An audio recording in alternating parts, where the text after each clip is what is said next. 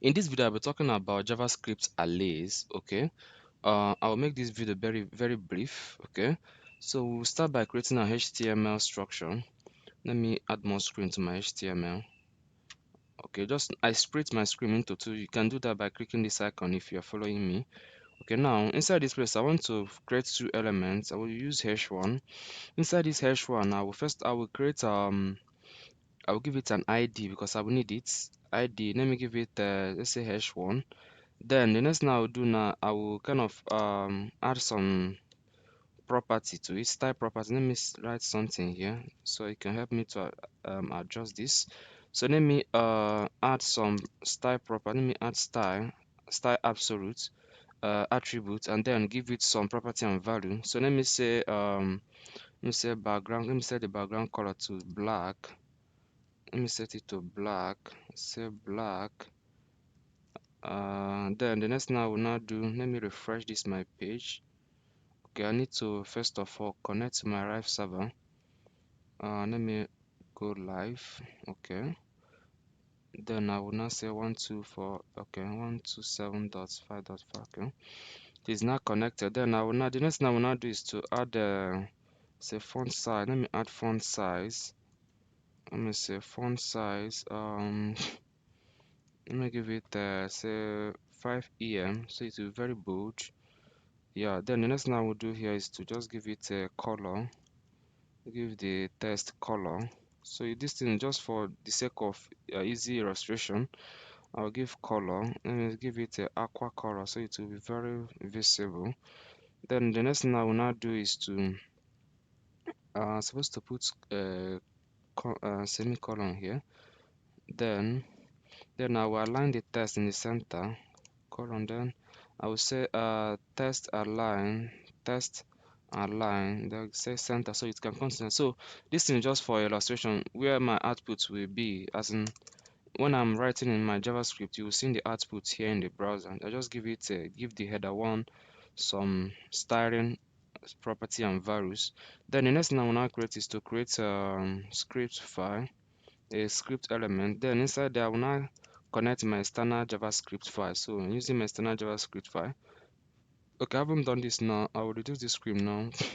So here I will now add the I'll add document.getElement by ID to help us to display the output in the browser. So I'll say dot get element by ID, get element by ID, open a parenthesis, put a double quote, then the name of your ID.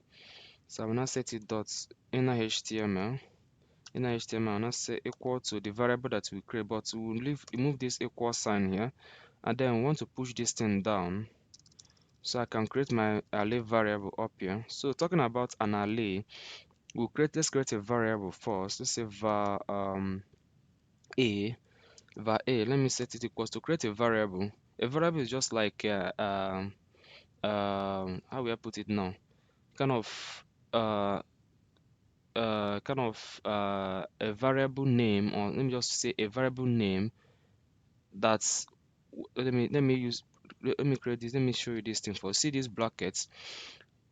It can contain as many data type like int, boolean, as many as you can call them, boolean, number, string.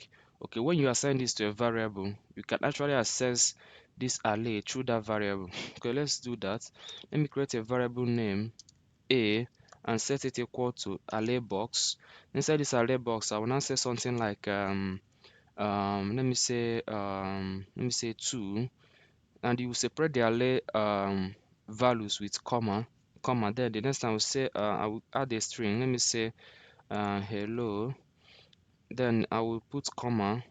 I'll put let me say boolean. Let me say false. This is not supposed to be inside uh into this place, so I will not put it here. Okay, let me remove. I was supposed to put it here. Suppose it's a string. Then this one is a false. Then let me just add true, the two booleans that we have, which is true. Then put comma. Then let me also add which other value that is missing here. Let me also add think let me leave it this way. I think I've covered number. Okay, let me also add float. It says 3.8. This is a float. I think I've covered the measure data. Okay, so the next thing I will now do is I want to call, if I want to have access to this data now. Okay, so what I will now do, let me first of all, let me print, not actually print, but let me display the content of this table. So what I will now do, I will just come to index dot this my inner HTML. What this does is to send this thing to your send this thing to our browser through header 1, and it will inherit all the property and value that we have added through style attributes. Okay, so let me set that equal to the name of our variable, which have this array. Let's say a. You can see now. You can see, let me open the screen. You can see it have a integer. It has a hello, which is a string. It has false, which is a boolean. It has true, which is also a boolean, and it has a float, which is 3.8. These things are contained within our array box.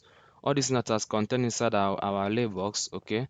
Then, if you want to have access to only, let's say, if you want to target only one value inside this place, so how we do that is use the same array. If you want to call this thing, what we now do is this array is indexed from 0, is indexed. Okay,